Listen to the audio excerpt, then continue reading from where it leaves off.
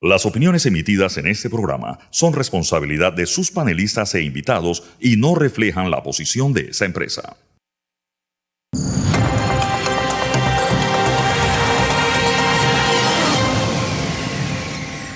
Buen domingo, sean todos bienvenidos a Radar. Y Panamá vive momentos de agitación social y hoy en Radar debatimos con voces distintas los principales temas que generan polémica: el desabastecimiento y los altos precios de los medicamentos y la comida, el rol que debe jugar la Codeco, la posibilidad real de atacar la corrupción estructural y la existencia de un sistema electoral en el que los independientes compiten en desventaja contra los partidos políticos.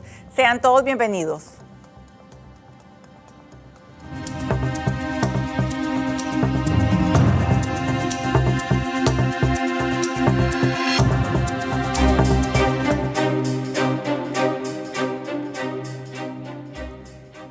Y nuestra pregunta en el radar es la siguiente: ¿qué es lo que más le preocupa del presente y el futuro de Panamá? Opine al hashtag RadarTVN.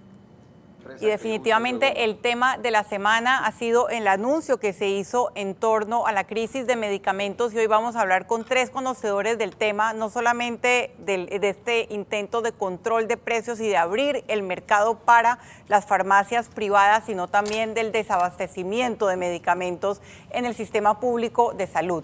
Nos acompañan Francisco Bustamante, él es economista y fue subdirector de la Caja del Seguro Social. Bienvenido, Francisco. Gracias. También Emma Pinzón, de la Federación de Pacientes de Enfermedades Crónicas. Bienvenida, Emma, nuevamente a Radar. Gracias. Y después de mucho tiempo vuelve a estar con nosotros el doctor Daniel Pichel, él es cardiólogo y columnista. Bienvenidos a los tres. Su visión del anuncio esta semana, Francisco, empiezo con usted porque lo escuché en una entrevista durante la semana explicar que ese 30% que el Estado había negociado con los laboratorios correspondía a un acuerdo con Fedefarma que al final congrega quizás el 20% de las 170 moléculas de las que estamos hablando. Su visión de lo anunciado. Sí, gracias. Definitivamente que el acuerdo alcanzado entre el gobierno y Fedefarma es positivo, en tanto que este grupo de empresas acceden a reducir el costo en un 30%. Sin embargo, efectivamente, Fedefarma representa apenas el 20% de las moléculas afectadas, de tal manera de que todavía falta un trecho largo de negociación con los otros laboratorios a efecto de que ellos se incorporen a este mecanismo. Entonces sí, es un avance parcial que se logra y que definitivamente todavía hay mucho camino que transitar. Así es. Emma, desde su punto de vista de la Federación de Pacientes de Enfermedades Crónicas, yo sé que su visión está puesta sobre todo en el sistema público de salud, y eso no se ha tocado en esta coyuntura. Háblenos un poco de su preocupación. Bueno, nosotros primeramente con relación a los 170 productos, el precio base para la rebaja es un innovador, es un producto de innovación que lo fabrican los laboratorios que están en Fedefarma. En base a ese descuento que se le aplica al innovador, vienen las rebajas a los que están debajo.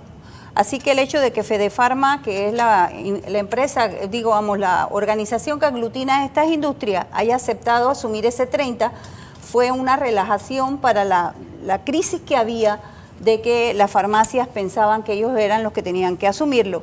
Pero nosotros en la mesa realmente estamos esperando que se aborde ya de frente el tema de un cambio en la forma como comprar los medicamentos, y que aseguremos que los medicamentos los vamos a tener los pacientes en el sistema público de salud en forma oportuna, con calidad, seguridad y eficacia. Sabemos que todas las medidas que se han tratado hasta ahora iban hacia allá, pero que surgieron temas en el camino que han orientado hacia el precio en las farmacias y otros temas que se abordaron. Ok, pero estamos esperando que se llegue a lo que nosotros estamos esperando como pacientes crónicos: contar con el medicamento en forma oportuna. ¿El medicamento que ustedes necesitan lo encuentran en farmacias privadas? No, la mayoría de nuestros medicamentos son medicamentos muy especializados, son muy costosos, que incluso si tú quieres adquirirlo en la privada, porque sí hay pacientes que se atienden con seguros privados y lo compran en las privadas, pero hay farmacias muy especializadas que son los que lo tienen, generalmente las farmacias de los centros hospitalarios privados. O sea que estamos hablando de un porcentaje mínimo de pacientes con enfermedades crónicas que de darse el descuento real resolverían su problema. No es así, porque tenemos que ver que la lista se escogió con patologías como hipertensos, diabéticos, productos para afecciones de las vías respiratorias, y sí, los resfriados, y esto es lo más común, igual que la hipertensión y la diabetes son las dos enfermedades prevalentes de Panamá. Doctor Pichel, ¿el laberinto se solucionó o se enredó más? No, yo creo que el laberinto sigue ahí. O sea, los elementos del laberinto siguen estando. Hay que ver quién va a asumir. El famoso 30%, hay que ver realmente dos cosas. Uno, quién lo termina asumiendo. Y dos, si el individuo que vaya a comprar un medicamento en la farmacia va a encontrar que efectivamente cuesta 30% menos. Porque ahí hay ciertos elementos, está el descuento de jubilado, están farmacias que tienen un descuento permanentemente, que tienen precios más bajos porque hacen un descuento con respecto al costo regular en la mayor parte de las farmacias. Entonces lo que va a pasar es que esa farmacia ya no va a seguir haciendo el descuento, sino que va a tener que absorber el descuento que le impone el reglamento que se ha hecho. Con respecto a los medicamentos que se incluyeron, es efectivamente los medicamentos de enfermedades más complejas que requieren medicamentos más especializados no están incluidos en esa lista de 170 medicinas. Y estamos hablando a veces de medicamentos que cuestan cientos, si no miles de dólares la dosis que se tiene que utilizar por mes. Entonces, esto es muchísimo más complejo. Yo creo que con respecto a lo que mencionaban, hay un tema real, que es que como el desabastecimiento de la caja es tan grande, al final resolver, y no es que esté bien, pero al final resolver el tema a nivel de las farmacias privadas de forma indirecta termina tocando también al asegurado, porque muchos asegurados tienen que acabar comprando su medicamento en la farmacia privada, porque el seguro no la tiene. Entonces yo creo que hay que manejar dos problemas paralelos. Uno, que no existe justificación para que en un país del tamaño de Panamá la Caja del Seguro Social no pueda tener su cuadro básico de medicamentos. En pleno siglo XXI, donde esto lo tenía que hacer un software, ni siquiera tenía que haber alguien contando pastillitas. O sea, sale la receta, eso se resta del inventario y cuando uno llega a un punto de corte se pone automáticamente un pedido para reemplazar. O sea, esto es tecnología de 1970. Esto se hacía en 1970, no es algo que se inventó el mes pasado. Entonces, yo creo que ese es el primer gran problema. Y el tema de los precios, que sí es un tema que tiene que abordarse, porque no puede ser que en Panamá un medicamento nos cueste 5 o 6 veces más de lo que nos cuesta en países de la región o de lo que nos cuesta en Europa, que son países del primer mundo. Bueno, yo sé que Francisco después se va a querer abordar este tema, pero yo quería centrarme en el punto de los medicamentos que no están en la Caja del Seguro Social y por qué una decisión de esta naturaleza, que le anuncias a la ciudadanía que va a haber una reducción del 30% en el costo de los medicamentos, que en otros países hubiera causado hubiera sido motivo de algarabía, en Panamá ha sido un problema en el que pareciera que hubo más problemas que la solución que estaba resolviendo. Generó más problemas que la solución que estaba resolviendo. Entonces, yo lo que quería preguntarles, ¿por qué en Panamá no hemos podido, con este 30%, generar la simpatía por la decisión, o si esto obedece al hecho, porque yo sí creo, doctor Pichel, que aquí son dos paralelos, pero quizás hay uno anterior al otro. La razón por la cual mucha gente tiene que ir a la privada es porque no hay en el Seguro Social. Y si estuviera resuelto el Seguro Social, no habría, todavía tendríamos que ver el costo de los medicamentos en la privada, pero no sería tan grave. Entonces, la pregunta es, cualquiera que me lo quiera contestar, ¿por qué no ha habido en Panamá la simpatía, la algarabía por la reducción del 30% en el costo de los medicamentos? Bueno, no sé. Empiezo con Francisco. ¿Por qué no ha sido bien recibido o no se ha podido implementar? Al contrario, ha causado desabastecimiento en algunas. Yo pienso que el usuario lo recibió como qué bueno. Sin embargo, el problema es que los distribuidores a nivel de farmacia dijeron, espérate, esa solución no es solución. Y ahí saltó la liebre, de que la solución planteada realmente estaba causando, como bien dijo el doctor Ritter, una serie de problemas en la logística de distribución que no fueron considerados en la discusión. Y aquí vienen varias discusiones que voy y se le dice entonces a esa farmacia, es que usted lo puede importar como el gran hallazgo. No, señor, el artículo 76 de la Ley 1 del 2001 ya contempla la posibilidad de importación libre. O sea, eso es agua tibia, eso ya está descubierto. Entonces, el anuncio, en vez de ser acogido por la forma, creo yo, como fue que se anunció, que del 10 de agosto al 15 de agosto, a partir de ese día, esto generó mucha ansiedad en los distribuidores finales, inclusive en las mismas grandes farmacias, porque además, como bien hemos discutido, estaba afectando una parte menor de los medicamentos que eran el 20% apenas de los que estaban sometidos. Entonces realmente hay una sensación como que, espera, esto no está del todo claro, esto no me queda claro. Yo creo que es eso, la ambigüedad de la noticia, el saber que no están todos los productos, como decía la señora Emma, los productos más pesados no están ahí, el saber que los mismos distribuidores dicen yo no lo voy a acatar porque no puedo, los distribuidores grandes diciendo espérate, yo tengo que hablar con mi laboratorio para que me diga si puedo, o sea, fue una manera de nuevo de comunicacional a mi juicio que tiene mucho espacio de mejora, que realmente yo creo que no fue manejado de la manera más eficiente, es lo que yo diría.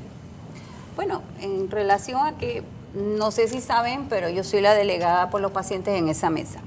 Ahí lo que ocurrió es que se saca el decreto sin que inmediatamente salga la reglamentación. Al sacar el decreto y solamente se dice va a haber un 30% de descuento, por supuesto que la farmacia, que fue el que recibió la orden, dice, y entonces, ¿quién me va a reconocer ese 30%? Claro. Y eso ahora surgió con la reglamentación, que la misma fábrica es la que le va a hacer el descuento al distribuidor, el distribuidor se lo hace a la farmacia, finalmente quien está dando el descuento es el fabricante. Pero eso vino ahora con la reglamentación. Entonces, al no haber aclarado eso en el decreto, obvio que todo eso se vino abajo, las farmacias tienen un stock de mercancía, porque ¿y ahora qué hago con ese stock que lo pagué con otro precio? ¿Y quién me va a reconocer la diferencia? Todo eso quedó aclarado con la reglamentación. La distribuidora va a reconocer la diferencia, quién se lo va a pasar al fabricante. Esto de los medicamentos no es fácil, es complejo. Y sabemos que no solo Panamá se queja de los precios. Ciertamente Estados Unidos se ha quejado de los precios de los medicamentos y otras regiones se han quejado de los precios de los medicamentos. Aquí pienso que decirle a un fabricante a cómo tú me vas a vender, el fabricante decide si le interesa o no le interesa a la región, si la población de aquí ya se han ido laboratorios de Panamá. Porque 4.5 millones de personas no les interesa. O sea, lamentablemente yo quisiera que la medicina fuera un tema de ayuda popular, de ayuda a los que necesitamos el medicamento, pero lamentablemente también es un bien que usan mucho para hacer dinero. Están en la bolsa, etcétera, etcétera. Entonces, francamente, nosotros como panameños decidir a cómo tú le vas a vender a Panamá, es difícil, es muy difícil. Yo quisiera que fueran bien baratos porque yo soy una de las que los uso, claro. Pero lamentablemente también tengo que aceptar que dentro de todo esto del comercio de medicamentos, nosotros somos los más chiquitos para poder decidir una cosa de estas. Daniel. Ok, con respecto al tamaño de los mercados, es cierto, Panamá no, pero todos los laboratorios grandes manejan el mercado centroamericano del Caribe y muchos de ellos incluyen a Perú y Ecuador dentro de un solo mercado. Entonces ya eso nos convierte en algo un poco más respetable, entendiendo por el término respetable que ya tenemos un tamaño un poco más grande. Y si se fijan, ninguno de estos países que he mencionado son los clásicos países que se ponen de ejemplo de que la gente se va a comprar medicamentos a esos lugares para traerlos porque son más baratos. Entonces, tienen políticas de precios parecidas. O sea, estos países no son los países más baratos. Uno lo escucha de Colombia, de México, de Argentina, de Brasil, pero no de esos.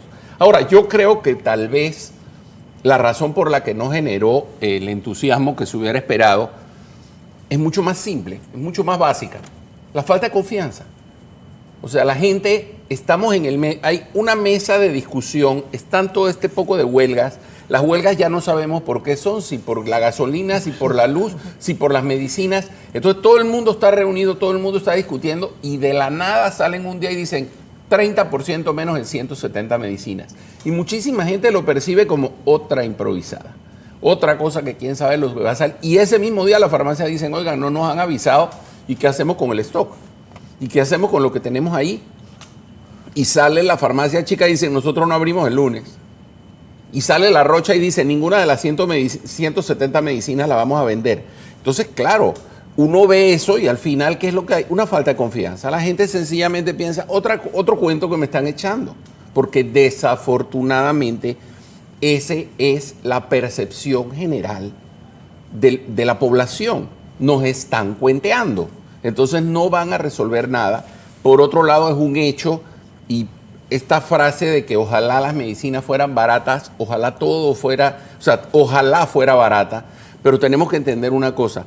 El día que las medicinas que los medicamentos, que las farmacéuticas dejen de ser un excelente negocio, se deja de investigar. Así es. O sea, la investigación No lo había visto por ahí. científica Por supuesto. se da porque genera mucho dinero. Si no generara mucho dinero, no se haría la cantidad de dinero que se invierte en investigación de medicamentos. Entonces, eso suena horrible, pero así es. Así Eso es un elemento real. Ahora, lo que tenemos que tratar es que si un país como España, o un país como Turquía, o un país como Italia, pueden tener los mismos medicamentos que tenemos en Panamá, a un precio que es el 15 o el 20% del precio que pagamos en Panamá, deberíamos tratar de tener una meta de ese tipo. ¿Por qué? Porque indiscutiblemente en Panamá hay cosas raras. Primera cosa rara, si uno va a buscar un medicamento nuevo, o sea, un medicamento que salió en los últimos 5 años, aquí en Panamá, yo lo sé porque mi familia viajaba a España todos los años y traían un stock de medicinas porque era lo que ellos tomaban, no era para venderlas, era para tomárselas. Entonces, un medicamento que tiene menos de 5 años en Panamá, en España cuesta más o menos lo mismo. No hay descuento mayor. ¿Por qué? Porque está protegido por la patente. Pero en España, el día que se vence la patente, el medicamento baja 80% su precio. ¿Qué pasa en Panamá? En Panamá, el día que se vence la patente del innovador, entran una serie de genéricos que cuestan 4% menos. Entonces, entre el genérico y el innovador no hay diferencia. Y eso lo estamos viendo constantemente. Y eso sí, el que fabrica el genérico no invirtió en la investigación, no invirtió en los estudios, no invirtió... Copió la molécula sin la marca. Tal vez, vamos a poner, tal vez no fue que la copió, sino que ya perdió la patente y ya es pública la molécula. Ok, perfecto, es válido, pero entonces tienes que bajar el precio sustancialmente. Entonces después todo se va arreglando con que el fabricante termina diciendo, no, pero si usted compra 2 cajas, le regalamos la tercera. Espérate, ¿tú estás perdiendo o es que estás ganando tanto que te permite regalar por el otro lado? Y el distribuidor mira para otro lado. Ese es un invento que se armó el productor, no yo. Sí, pero nadie pierde, nadie en la cadena pierde porque los agentes económicos no pierden.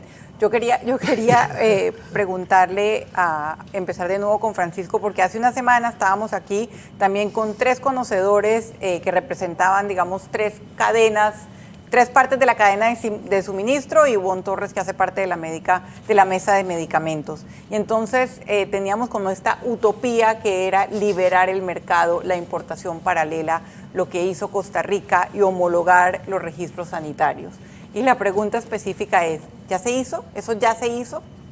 Bien, como yo decía, en el artículo 76 de la ley 1 del 2001 ya contempla la posibilidad de la importación libre. Ya está contemplado. Han pasado 21 años y nunca se reglamentó. Como dice el doctor Pichel, ¿por qué? Pasan cosas raras. Esa es una. Dos, el dueño del registro sanitario en Panamá es el fabricante. En Costa Rica es el distribuidor. Lo que está haciendo Costa Rica de decirle, ¿sabes qué? Cualquiera que no sea el que es dueño de la cuestión puede traer el medicamento, allá sí está generando cierta libertad. ¿Por qué? Porque el distribuidor era el dueño, allá hay exclusividad, allá había una exclusividad. En Panamá no hay exclusividad. Sin embargo, al decir eso, se puede importar libremente, vienen las cosas. Tú puedes importar, pero creo que la señora Emma dijo algo parecido, pero no puedes obligar al productor a venderle a todo el que llegue diciendo yo te voy a comprar. Si el productor, el fabricante dice yo quiero que el doctor Pichel sea mi distribuidor en Panamá y el doctor Ritter sea distribuidor, y llega la señora Emma, es que yo también quiero distribuir, el productor puede decir, ¿sabes qué? No tengo. Me voy con el doctor Pichel. O ya yo tengo comprometida la producción de este año, o ¿sabes qué? A ti te voy a vender más caro. O sea, no puedes obligar al productor a que tenga que venderle a todo aquel que llega y dice, yo quiero vender. O el distribuidor llama al productor y le dice, oye, yo te compro a ti tantas cajas al año. Si tú le empiezas a vender a otro, dejo comprártelas. No entonces creo. el productor dice, mira, mejor me quedo vendiendo contigo. Lo que pasa es que yo eso es creo una negociación. Es que yo no creo eso, porque yo no creo que no creo que haya distribuidor con la capacidad de ponerle condiciones Mira, ya tenemos al en productor. Panamá un ejemplo No de creo eso. que haya eso. Aquí hay 2 cadenas de farmacia que le están comprando a la industria. Y bueno, no voy a darle propaganda ninguna, pero ellos están vendiendo al precio de distribución al público. Aquí ya hay 2 cadenas comprándole y sí encontraron quien les vendiera. Porque usted va ahí con cualquier producto de marca y cuesta súper más barato que una farmacia corriente. Luego en el corte comercial me dice dónde es. Pero hay una cosa que se llama discriminación de precios. El productor puede perfectamente, y eso, entren a Google y luego busquen discriminación de precios. Eso es un tema ampliamente discutido. Un productor puede vender el mismo producto en el mismo país a distintos vendedores a distintos precios. Todo eso es derecho ¿qué del lo que va a hacer? fabrica, Lo va a así hacer es. por volumen. De hecho, la Caja del Seguro Social es un comprador que consigue buenos precios por el volumen. Entonces, exacto. el productor define las condiciones. Entonces, cuando hablas de que hay un control de la oferta, no hay que olvidar que el negocio de las grandes farmacias en todas partes del mundo pone condiciones. Y mencionando esto, acaba el presidente Biden de firmar una orden diciendo que Medicare va a comprar al fabricante y va a distribuir. Eso es lo que tenemos que hacer. Yo no veo a Panamá haciendo eso. Sí podemos, claro que sí podemos. Si la Caja del Seguro Social no puede siquiera hacerlo con sus clientes, va a hacerlo con todo el país.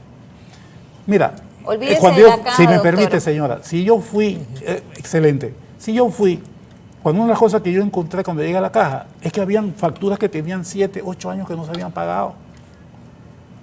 No se habían pagado. Y una de las primeras Y tareas el que hicimos. productor seguía vendiéndole. Y le seguían vendiendo. Entonces, ¿Por qué? Porque O sea, los son markups. un harakiri comercial. Porque los márgenes que manejan les permitían soportar eso. Entonces, Me perdí en el laberinto, pero quiero hacerles una pregunta final a cada uno. Para la señora Emma, la solución para lo que usted vive como paciente y lo que usted representa en esa mesa, ¿sería lo que hizo Estados Unidos? Sí, pero utilizando el Ministerio de Salud, que ya lo tiene contemplado en su ley. Los centros de salud venden medicamentos.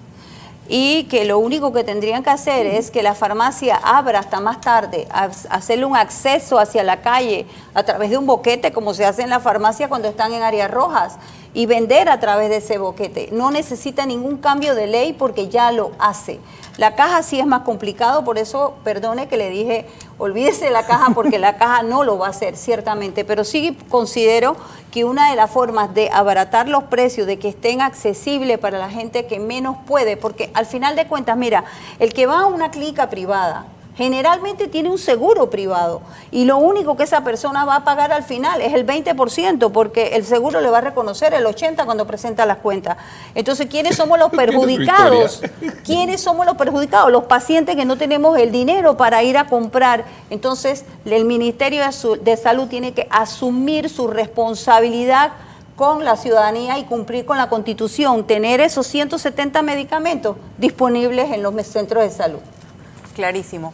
El problema es, desde el punto de vista económico, Francisco, ¿el problema es el oligopolio o en todos los países hay el famoso oligopolio y con estas medidas acabamos con el oligopolio o el oligopolio continúa? Yo creo que el oligopolio, como dije, empieza desde el fabricante, no en los países. Condiciona mucho las condiciones de un país y por volumen el fabricante hace discriminación de precios atendiendo a los volúmenes que maneja. Sin embargo, yo creo que en Panamá nos hemos centrado en ver una parte del problema, como yo lo he venido diciendo en varios escenarios. El problema de Panamá es qué tipo de seguridad social queremos.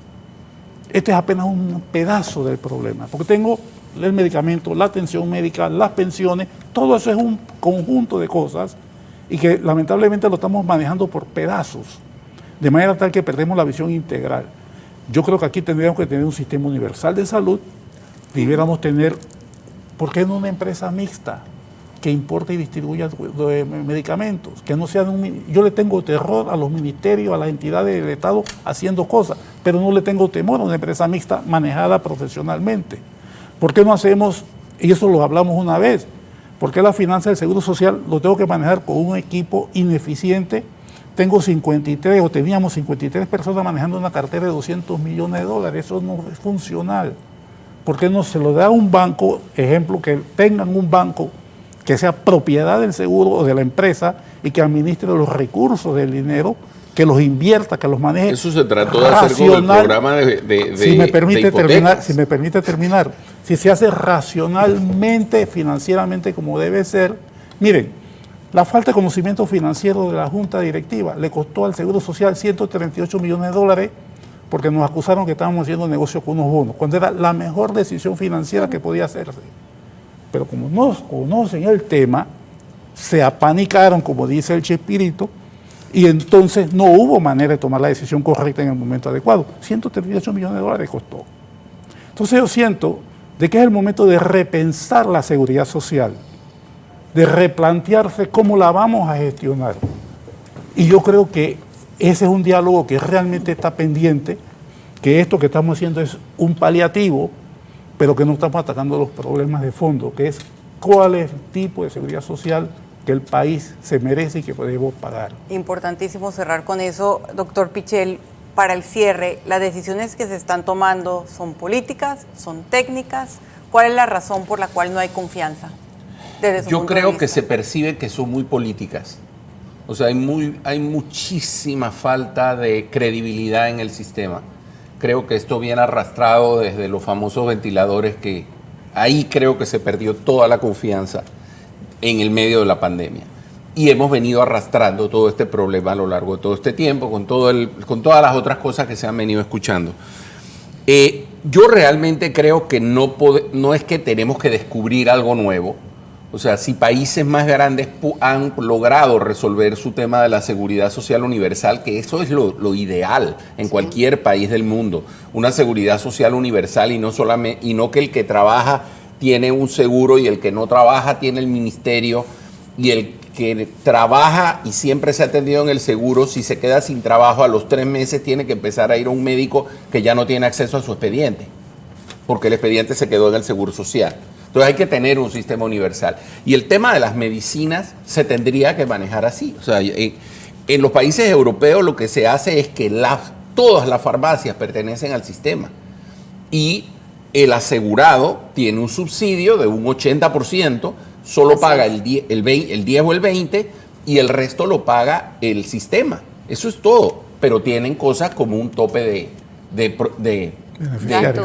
claro, un tope de ganancia, sí. Un tope de ganancia. Entonces, no puede poner un overhead de más del 7.9%, tanto el distribuidor como la farmacia. Entonces, pero si lo pueden hacer países muchísimo más grandes que Panamá, es increíble cómo Panamá no logra resolver un tema como ese. Sí, me quedo con eso. La verdad que han sido 3 visiones y 3 aportes de lujo. Les agradecemos a los 3 estar acá y haber compartido el tiempo que tenemos para este tema fundamental. A usted también estoy segura que ha disfrutado, seguro que ha disfrutado este debate. Quédese en Radar, hay muchísimo más.